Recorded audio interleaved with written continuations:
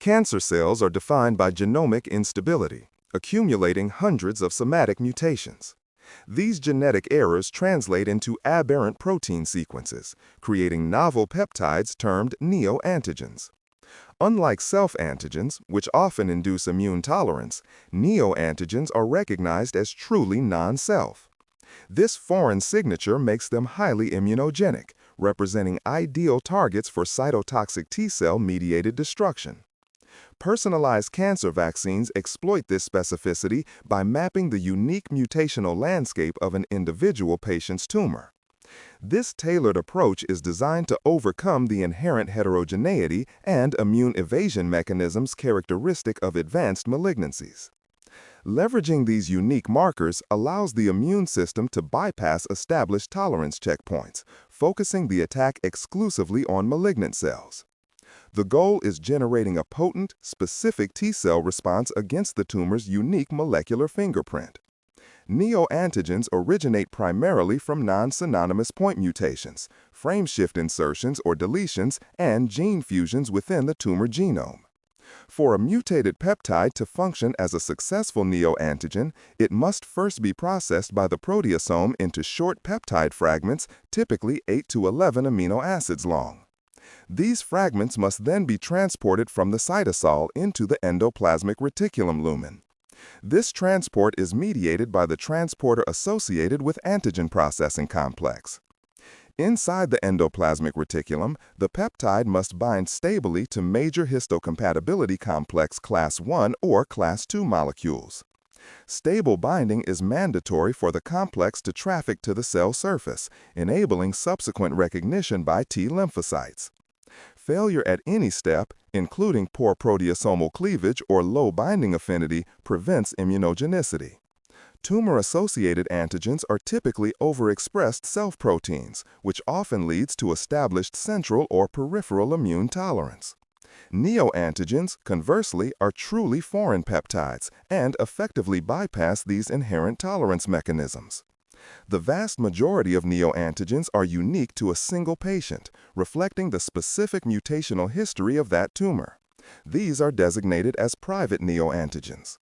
Vaccine design focuses intensely on this private repertoire because it maximizes the potential for generating a potent de novo T-cell response.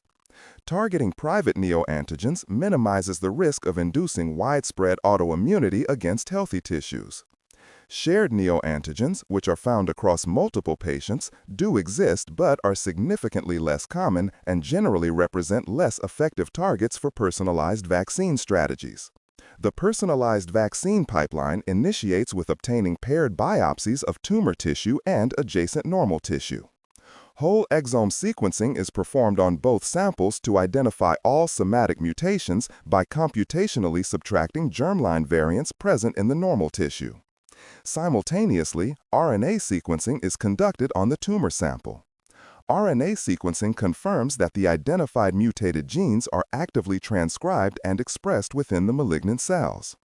Only mutations confirmed to be expressed at the messenger RNA level are relevant for subsequent antigen generation and are carried forward. This combined genomic and transcriptomic data provides the necessary input for the subsequent computational steps. Identified somatic mutations are translated in silico into potential peptide sequences. The patient-specific human leukocyte antigen alleles, which encode the Major Histocompatibility Complex molecules, must be precisely determined. Bioinformatics algorithms, such as NetMHC-PAN, are then utilized to predict the binding affinity of each potential peptide to the patient's unique human leukocyte antigen repertoire. Peptides exhibiting high predicted binding affinity to Major Histocompatibility Class I, necessary for CD8-positive T cells, and Class II for CD4-positive T cells, are prioritized. Further filtering steps assess predicted proteasomal cleavage efficiency and overall immunogenicity scores.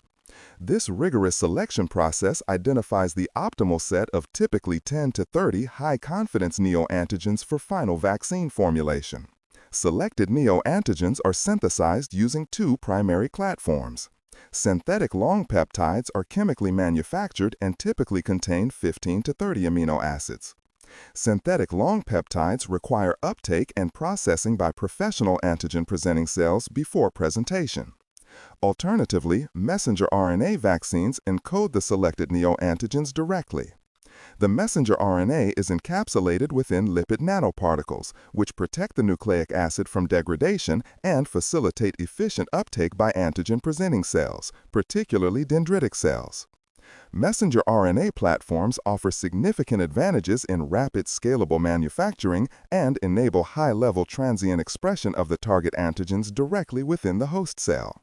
Vaccine efficacy fundamentally relies on the inclusion of potent adjuvants to initiate a robust innate immune response. Adjuvants, such as poly-ICLC, which is a synthetic double-stranded RNA analog, or CpG oligonucleotides, function by engaging pattern recognition receptors, specifically toll-like receptors, located on dendritic cells. This engagement triggers dendritic cell maturation. Maturation is characterized by the increased expression of co-stimulatory molecules such as CD80 and CD86, and the subsequent migration of the dendritic cells from the injection site to the draining lymph nodes. Dendritic cell maturation is an essential prerequisite for effective T-cell priming and the initiation of the adaptive immune response.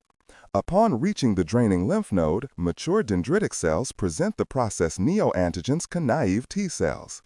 Neoantigens presented on major histocompatibility class 1 molecules activate CD8-positive cytotoxic T lymphocytes.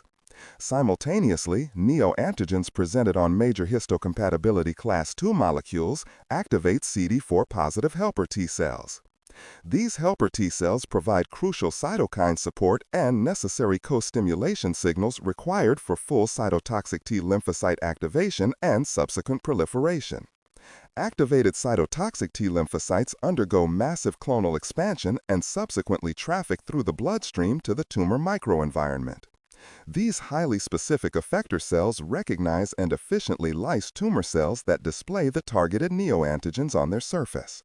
The personalized nature of neoantigen vaccines mandates a rapid, good manufacturing practice compliant production timeline. This process typically spans 6 to 12 weeks from the initial biopsy acquisition to the final patient injection. Clinical trials frequently combine neoantigen vaccination with immune checkpoint inhibitors, such as anti-PD-1 or anti-CTLA-4 antibodies.